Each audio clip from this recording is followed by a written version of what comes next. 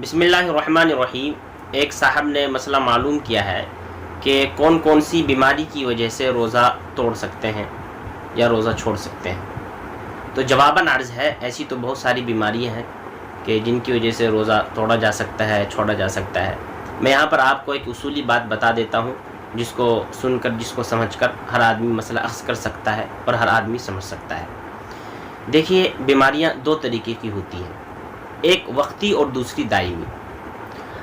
اگر وقتی بیماری ایسی ہے کہ آدمی کی حالت ناقابل برداشت ہے اور روزہ توڑے بغیر کام نہیں چل سکتا، یعنی ڈاکٹر نے کہہ رکھا ہے کہ روزہ توڑے بغیر اس کا علاج نہیں ہو سکتا، مثلا بہت شدید بخار ہے یا پیٹ میں بہت شدید درد ہے اور کسی ماہر ڈاکٹر نے یہ کہا ہے کہ روزہ توڑے بغیر اس کا درد یا اس کا بخار آرام نہیں ہو سکتا، تو اب ایسی صورت میں روزہ توڑا جا سکتا ہے اور اب اس روزے کی بعد میں قضا کرنی ہوگی، کفارہ نہیں ہوگا۔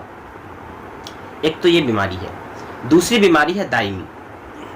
کسی ماہر ڈاکٹر نے، کسی ماہر اطباء نے اگر کسی کے بارے میں یہ کہہ دیا کہ اگر یہ آدمی روزہ رکھے گا تو اس کی بیماری کے بڑھنے کا اندیشہ ہے، خدشہ ہے، یعنی روزہ رکھنے کی وجہ سے اگر بیماری کے بڑھنے کا خدشہ ہو اور وہ بیماری ایسی ہو جو دائمی ہو، یعنی کہ قبر تک لے جانے والی بیماری ہو، تو اب ایسی صورت میں اب اس شخص پر روزے کی نہ تو قضا ہے اور نہ کفارہ ہے، بلکہ ایسے شخص کے لیے روزوں کا فدیہ ادا کرنا ہے۔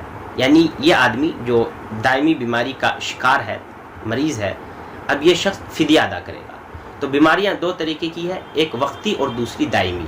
اگر کسی شخص کو دائمی بیماری ہے اور وہ روزہ نہیں رکھ سکتا اور روزہ رکھنے کی وجہ سے بیماری کے بڑھنے کا اندیشہ ہے، تو اب ایسا شخص نہ تو روزوں کی قضا کرے گا، نہ ہی کفارہ ادا کرے گا، بلکہ روزوں کا فدیہ دے گا۔